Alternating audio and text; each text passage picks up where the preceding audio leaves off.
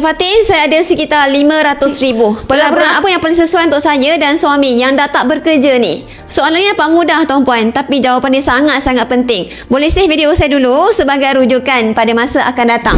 Berikut saranan pakar kewangan. Selamatkanlah dulu duit yang ada tu. Kalau nak selamat, letak je dekat tabung haji ataupun ASB. Kalau kadar dividen 5%, RM500,000 tu boleh bagi sekitar RM25,000 setahun. Kurang RM2,000 sebulan.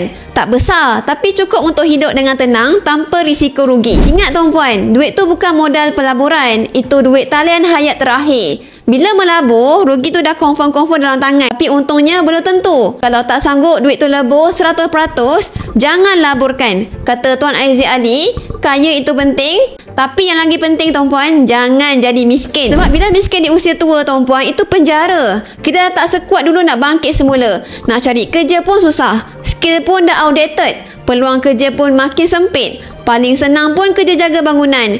Gaji jauh lebih rendah dari gaji dulu. Jadi kalau tuan-puan tak ada ilmu pelaburan, tak perlu kejar untung besar. Letak duit dekat SB ataupun tabung haji. Dapat dividen, duit pokok pun selamat sebab dijamin kerajaan. Tapi kalau duit tu memang untuk simpanan jaga masa panjang, boleh tukar kepada emas, tanah ataupun hartanah.